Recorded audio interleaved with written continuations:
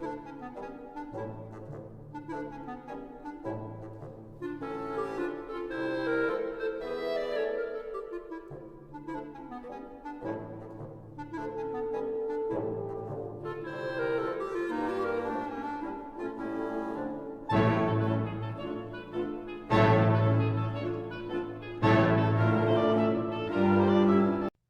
morning. It's Saturday, April 3rd. And today I want to talk about the great game of chicken that's being played out in the international arena. I'm talking about the nuclear deal, the infamous deal that President Obama got us into, and a deal in which I was very unhappy with because I didn't trust Iran, and I still don't trust Iran. And I was glad that Trump pulled us out of the deal, even though I did not agree with the way he left. I think he should have left with certain stipulations, had not just up and left, and he should have probably tried to get something from Iran before leaving. But in any event, I was happy we left. And so I want to talk now because Blinken, our Secretary of State, has said that the U.S., with Biden's permission, of course, is prepared to go back into the deal. But they're not prepared to go back into the deal as it stands right now. They want other considerations to be taken into account.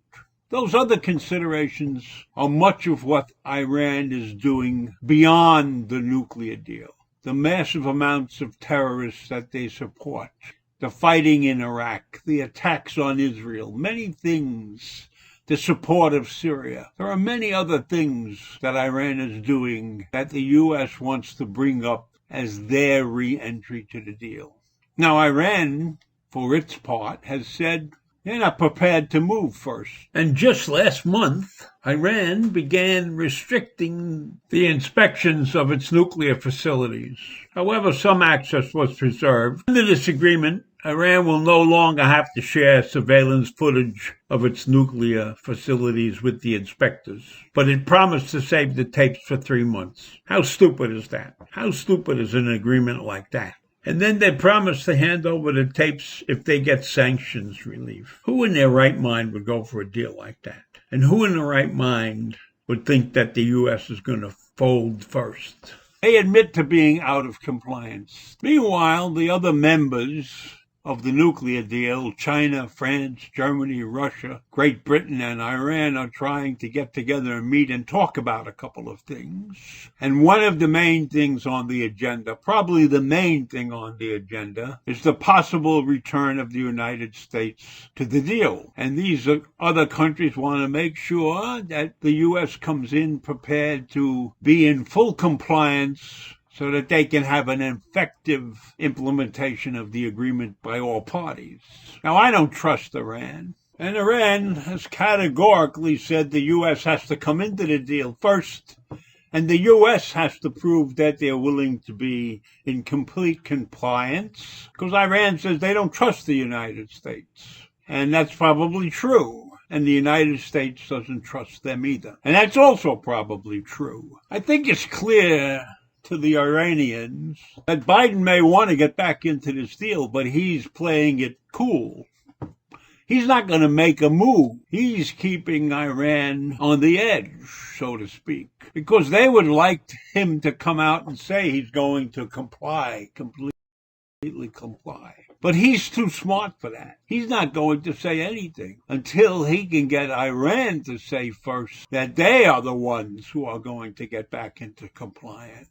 Even though many reports have come out that they have been in compliance, it's clearly not true, since they've increased their nuclear stockpile. In fact, nobody in this deal has really remained in compliance since the United States left. So Iran has thrown the ball back into Biden's court. And what we know is what Blinken said. We are going to go back into this deal, but it's not going to be the same deal that we left. We are going to ask for a lot more things out of Iran, as I mentioned before. In any event, Iran keeps harping that the U.S. has to come into compliance first. That before Iran is going to move, the U.S. has to do some things. There are many hardliners in the Iranian government that demand that the United States goes first. They're very nervous about doing anything before the U.S. takes the first step. And so the pressure is on, I guess it's equally on both sides. Do we really want to get into the deal? I don't think we really want to get into this deal. I wouldn't want to get back into this deal. I don't know if the Iranians want us back in this deal either. But they're caught between a rock and a hard place. They have 5 other countries that they're dealing with who are probably not in compliance either and would like them to get back into the deal. They would like the deal to go back to what it was with the United States there. But Iran is not sure that they can trust everybody. And I'm sure that everybody doesn't trust Iran. So this game of chicken may go on for a while longer. And looming in the future is an election which conceivably could turn Iran from this somewhat moderate position that they've held on for a while, although in my mind it's not a moderate position. But it could get even more hard line if Iran screws up this deal and goes back in without getting something for themselves. They're in the same position that Donald Trump was in. Donald Trump got out, but he didn't ask for anything. And Iran wants to stay in, but they can't ask for anything either. So the game of chicken is going on. And maybe the only way out of this game of chicken is for the other countries, for China and Russia and France and Great Britain, to come up with some way to bring these parties together if they in fact really want the deal to go forward. But if I was the United States, I'm not getting into this deal unless I get everything I want. And everything I want is something that I don't think Iran is willing to pay. Iran wants to be the power in the Middle East, so they are not going to stop a lot of their activities, the funding of terrorist groups, the missile shooting, supporting Syria. Now, of course, Iran probably has a better relationship with Russia through the Syria thing than it has with the rest of those countries in the European Union. But I don't know that that will make much difference. So it's a quandary, a conundrum that we have to see how it plays out.